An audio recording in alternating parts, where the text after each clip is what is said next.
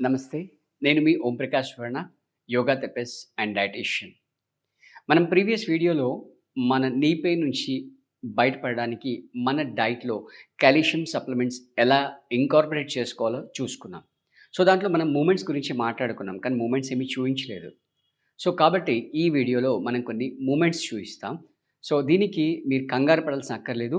మన ఇంట్లో బెల్ట్ ఉన్నా, లేదా స్కార్ఫ్ ఉన్నా, లేదా కాటన్ చున్నీ ఏదన్నా ఉన్నా కూడా మీరు ఇలా సోఫాలో కూర్చుండి కానీ, లేదా బెడ్ మీద కూర్చుండి కానీ ఈజీగా మూమెంట్స్ చేయొచ్చు. అదెలాగో ఇప్పుడు చూద్దాం. యాహ్!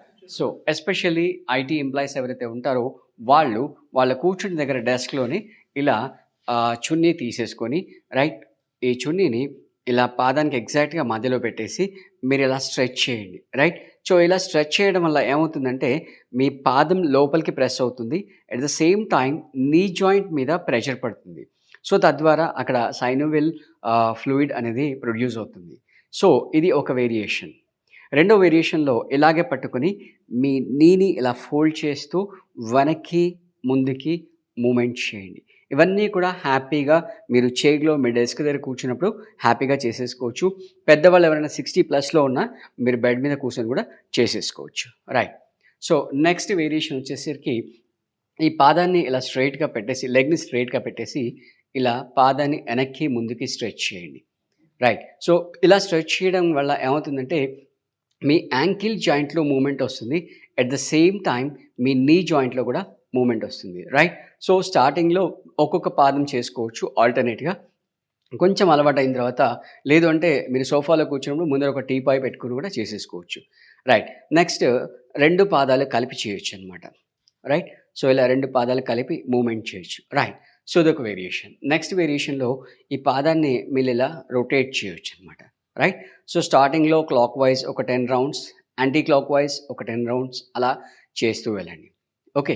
తర్వాత 2 పాదాలు కలిపి చేయొచ్చనమాట. రైట్.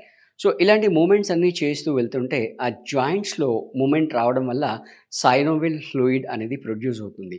సో, మీకు ఏదన్నా జాయింట్‌లో పెయిన్ వస్తుంది అంటే సింపుల్ మన బైక్‌లో షాక్ అబ్జర్వర్స్ ఉంటాయి. ఆ షాక్ అబ్జర్వర్స్‌లో ఎప్పుడైతే ఆయిల్ ఆవిరైపోతుందో అప్పుడు ఆ షాక్ అబ్జర్వర్స్ పనిచేయడం మానేస్తాయి. తద్వారా మీకు పెయిన్స్ అనేవి అంటే ఆ బండిలో మూవ్‌మెంట్స్ అనేవి లేకుండా పోతాయి. ఏదన్నా గుంతల్లో బండి వెళ్ళినప్పుడు మీకు జర్క్స్ ఎక్కువ వస్తుంటాయి. సేమ్ టైమ్ మన జాయింట్స్‌లో కూడా ఆ షాక్స్‌ని అబ్జర్వ్ చేసుకోవడానికి ఒక ఆయిల్ ఉంటుంది. అదే సైనోవియల్ ఫ్లూయిడ్. సో, మీరెప్పుడైతే మూవ్‌మెంట్స్ చేశారో రైట్. ఆ మూవ్‌మెంట్ వల్ల ఈ సైనోవియల్ ఫ్లూయిడ్ అనేది మళ్ళీ తిరిగి ప్రొడక్షన్ స్టార్ట్ అవుతుంది.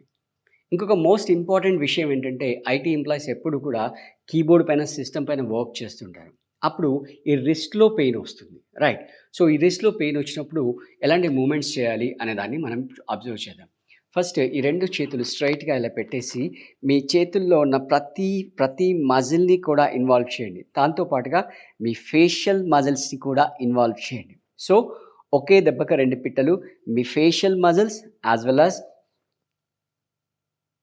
మీ ఆర్మ్ జాయింట్స్ 2 కూడా మూవ్‌మెంట్ అవుతాయన్నమాట. రైట్.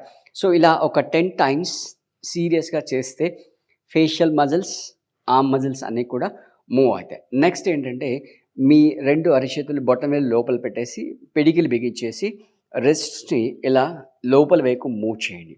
ఒక 10 కౌంట్స్ ఇలా లోపల వైపు మూవ్ చేయండి. తర్వాత మళ్ళీ బయట వైపు ఒక 10 కౌంట్స్ మూవ్ చేయండి. రైట్. సో, ఫస్ట్ చూయించిందొచ్చేసి మన లెగ్ జాయింట్స్‌కి అంటే యాంకిల్ జాయింట్, నీ జాయింట్‌కి. అలాగే ఇప్పుడు చూయించిందొచ్చేసి మన రిస్ట్ జాయింట్. ఎందుకంటే చాలా సేపు కీబోర్డ్ మీద వర్క్ చేస్తారు కాబట్టి కంటిన్యూయస్‌గా ఇక్కడ ఎటువంటి మూవ్‌మెంట్ లేకుండా ఆ జాయింట్‌లో ప్రాబ్లమ్ వస్తుంది. సో, ఇవన్నీ మీరు ఫాలో అవ్వండి. మీ అభిప్రాయాల్ని కామెంట్ రూపంలో మాకు తెలియచేయండి. Thank you.